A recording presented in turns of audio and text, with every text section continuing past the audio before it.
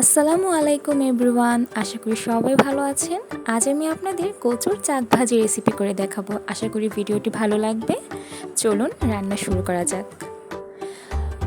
তো আমি কচুগুলোকে ভালো করে ধুয়ে পরিষ্কার করে লবণ হলুদ দিয়ে সেদ্ধ করে নিচ্ছি। পুরোপুরি সেদ্ধ করা যাবে না, হাফ সেদ্ধ করব।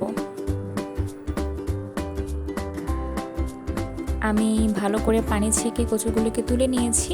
এখন এর মধ্যে 1 চা চামচ পেঁয়াজ বাটা, আদা রসুন বাটা, ধনিয়া গুঁড়ো, মরিচ গুঁড়ো, হলুদ গুঁড়ো,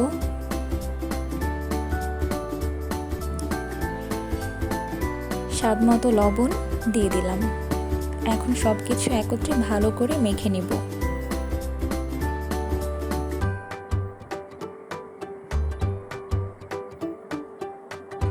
কচুগুলোকে ভালো করে মশলার সাথে মাখিয়ে নিয়েছি। এখন এটাকে ভাজার পালা।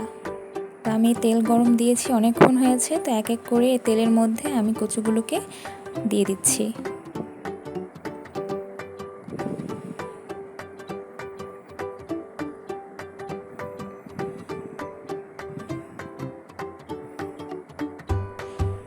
এখন আমি এক পাশ উল্টে দিচ্ছি।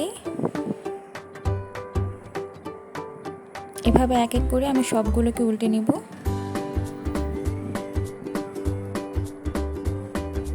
চুলার আঁচ কিন্তু মিডিয়াম রেখে কচুগুলোকে ভাজতে হবে, যাতে পুড়ে না যায়। আমার কচুর চাক ভাজা হয়ে গেছে। আশা করি আপনাদের রেসিপিটি ভালো লেগেছে। আপনারাও ট্রাই করে দেখবেন, আশা করি ভালো লাগবে।